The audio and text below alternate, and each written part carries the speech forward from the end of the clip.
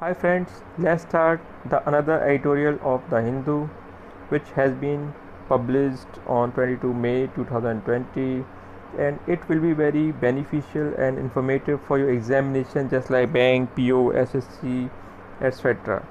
And after watching it, please like, share and subscribe our channel, and please watch till the end because it will be very helpful for you. Start करते हैं the Hindu का editorial जो आपका 22 मई 2020 को publish हो चुका है. First of all we would like to tell you the vocab which are used in this editorial section. सबसे पहले वोकेबलरी डिस्कस कर लेते हैं जो इस एडिटोरियल सेक्शन में आपके यहाँ पर आई है. Stand of a disagreement or fight in which neither opponent can do anything to win or achieve their aim. यानी एक डिसएग्रीमेंट यानी गतिरोध जो दो अपोनेंट के बीच में होता है अपना एम को अचीव करने के लिए. अबाइड बाय फ्रेजल वर्ब है, यानी इसका मतलब होता है to follow a rule, decision or instruction यानी पालन करना. नंबर थर्ड यूनिलैटरली यानी आपका एडवर्ब है use to indicate that something is done by only one person, group और country involved in a situation without the agreement of others. यानी एक तरह से कहना चाह रहे हैं कि एक तरफा कोई भी कार्रवाई होती है तो इसे कहते हैं unilaterally. Now another word is obstruct यानी वर्ब है टू स्लो और स्टॉप द डेवलपमेंट यानी रोकना या बाधा डालना, कोई भी डेवलपमेंट को स्टॉप कर देना. कैचअप यानी N instance of two or more people meeting to discuss what has happened since the last time they met or spoke. यानी एक या दो बार मिलने के बाद उसके बाद जब भी कोई भी दो पार्टी मिलती हैं और उनका जो दृष्टिकोण होता है, पहलू होता है, उसे हम इंस्टेंस बोलते हैं यानी कैचअप बोलते हैं उसे. यानी कोई भी घटना होने के बाद जब कोई दो पार्टी मिलती हैं तो उनका जो भी दृष्टिकोण होता है उसे हम कैचअप बोलते हैं. अंडरपिन्स यानी टू गिव सपोर्ट, स्ट्रेंथ और बेसिक स्ट्रक्चर टू समथिंग से हम बोलते हैं अंडरपिन्स यानी सपोर्ट देना या स्ट्रेंथ किसी चीज़ को मजबूत करना. अंडरपिन्स कहलाता है स्टेलमेट नाउन है any position or situation in which no action can be taken or progress made या डेडलॉक यानी गतिरोध, कोई भी मतलब प्रोसेस का रुक जाना. नेक्स्ट वर्ड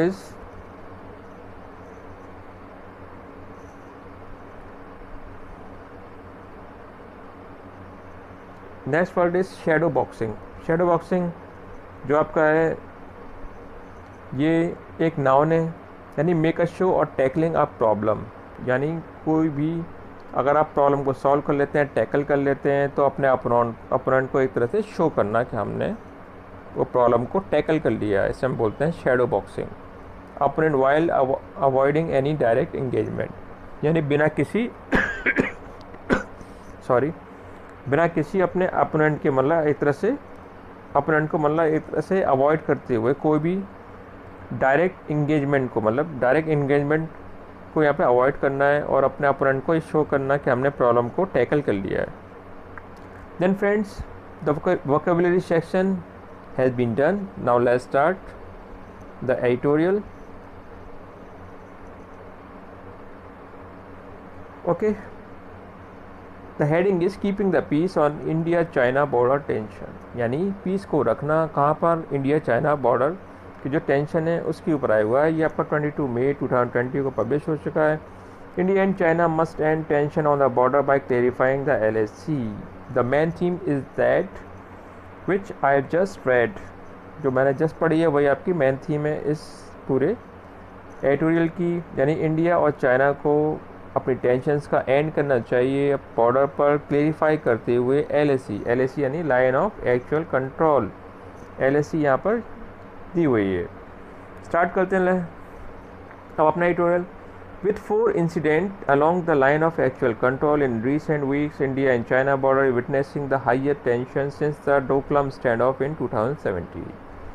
यानी 4 घटनाएं हो चुकी हैं. कहाँ पर? The line of actual control LAC पर रिसेंट वीक यानी पिछले हफ्तों में the India China border witnessing the highest tension since the Doklam stand off in 2017। यानी डोकलाम स्टैंड ऑफ यानी गतिरोध, यानी डोकलाम के गतिरोध यानी जो 2017 में हुआ था, उसके बाद इंडिया चाइना बॉर्डर एक तरह से हाई टेंशन का गवाह बन रहा है। विटनेसिंग यानी गवाह बन रहा है। In these 3 years since both sides have done remarkably well to keep the peace, Prime Minister Modi and President Xi both agreed differences shouldn't be allowed to escalate into disputes।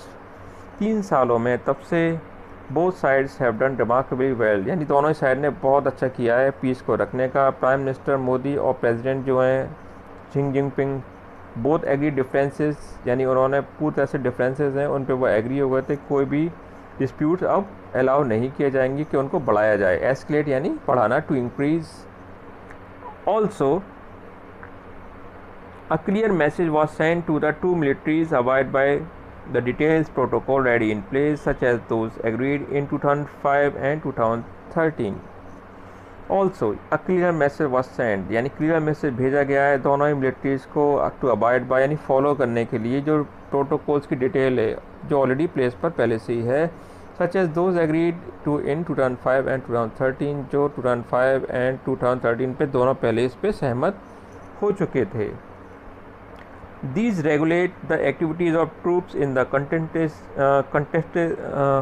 contested zones that lie in between both sides overlapping claim lines of the under undefined LAC। यानी these regulate, और ये चीज़ regulate करती हैं troops की activity contested zone के अंदर, यानी जो एक तरह से कोर एरिया है उनके अंदर, that lie in between both side, जो बोथ साइड है दोनों के बीच में, overlapping claims line of undefined LAC, जो LAC यानी अनडिफाइंड अभी तक क्लियर नहीं है उसके बीच में जो एक दूसरे को क्लेम करते हैं। If army chief General Manoj Naravane wisely sought to cool the temperatures with his May 14 statement. अगर army chief General Manoj Naravane बिल्कुल अक्लमंदी से इस बात को यानी टेम्परेचर को कूल रखते जो उन्होंने May 14 को स्टेटमेंट दिया था। China has unhelpfully raise them, China ने इसे बिना की सहायता के उठा दिया।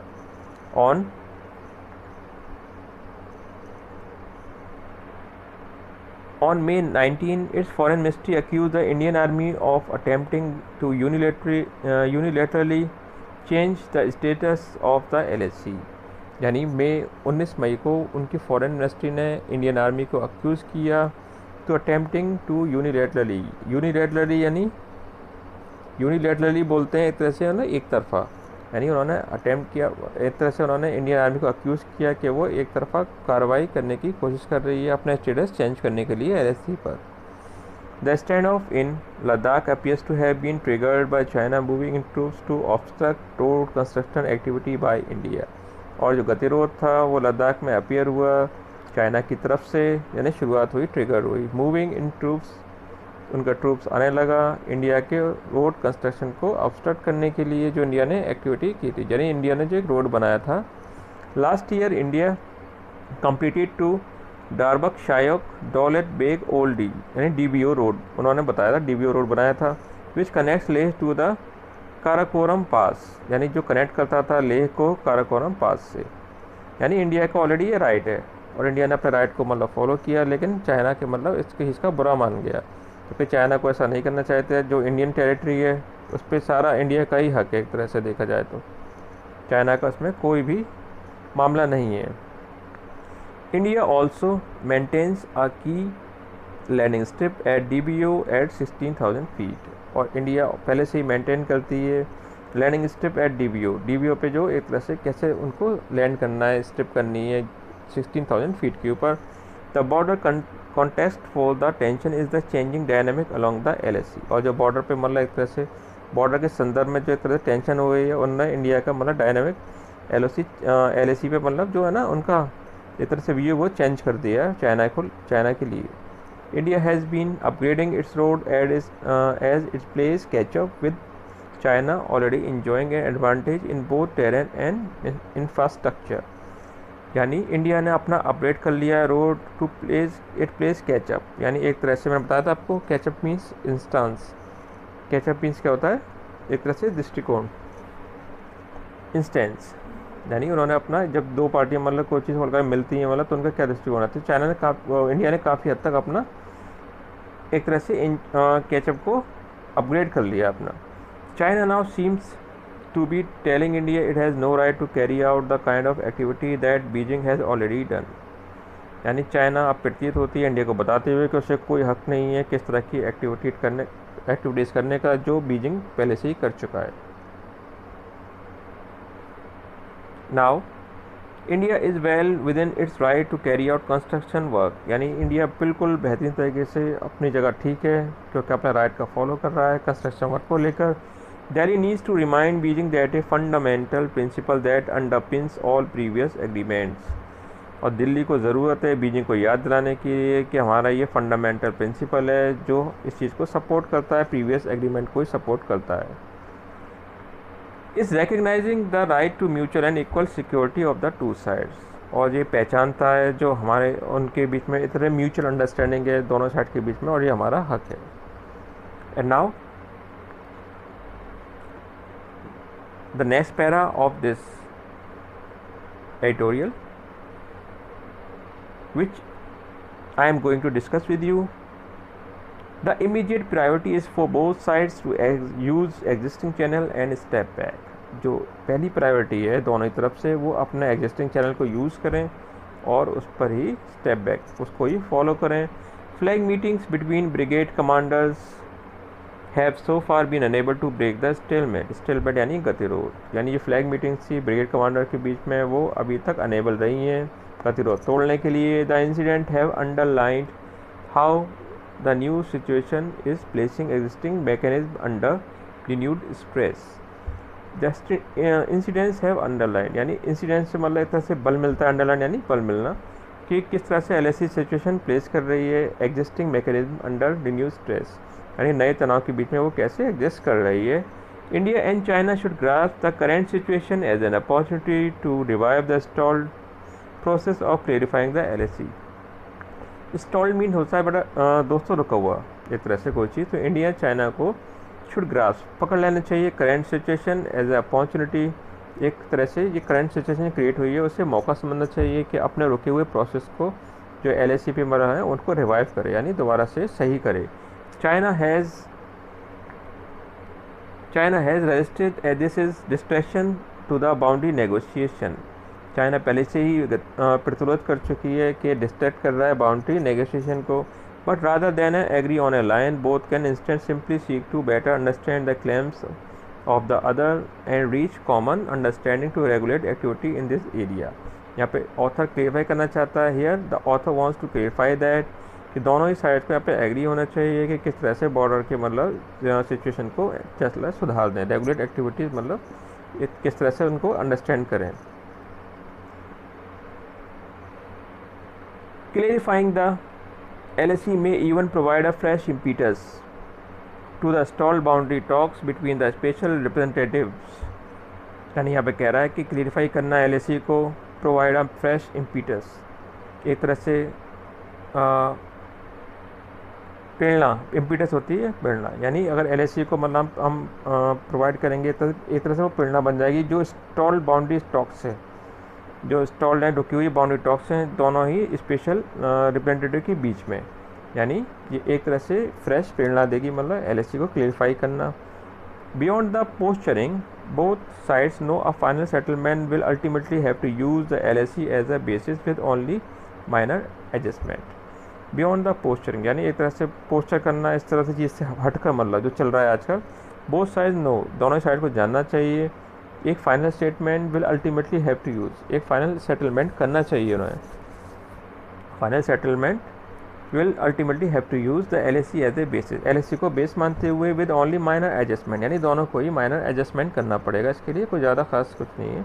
Only a settlement will and the shadow boxing on the LSE, और सेटलमेंट ही एंड कर सकता है जो शेडो बॉक्सिंग चल रही है LSE पर। शेडो बॉक्सिंग दोस्तों मैं आपको बता चुका हूँ, यानी एक तरह से अपने डायरेक्टली मतलब अवॉइड करते हुए एक तरह से मतलब टैग बताना अपने अपोनेंट को कि हमने प्रॉब्लम को सॉल्व कर लिया, शैडो बॉक्सिंग कहलाती है। With both countries in the midst of an unprecedented global pandemic, दोनों ही कंट्री को ग्लोबल पैंडेमिक जो एक तरह से बिना बताए जो महामारी आ चुकी है ग्लोबल में, उसके बीच में मतलब यहाँ पे ऑथर सजेस्ट करना चाह रहा है आपको, the time to push for a settlement, the time to push for a settlement to distracting protected dispute is now. यानी यहाँ पे ऑथर सजेस्ट करना चाह रहा है हमें कि दोनों ही कंट्री को एक तरह से बिना बताए जो महामारी आई हुई है तो एक तरह से अपना सेटलमेंट कर लेना चाहिए। To a distracting protected dispute is now, और ये पूरा तरह से डिस्प्यूट का अब एंड हो जाना चाहिए। Then now I hope you may have understood all the editorials parts, and if you have any problem then please write it in my comment box, so that I will resolve all the problems you have. Please दोस्तों मेरे इस video को like share and subscribe ज़रूर करिएगा, और अगर कोई भी प्रॉब्लम हो तो मेरे कमेंट बॉक्स में ज़रूर लिखिएगा। And till then have a nice day.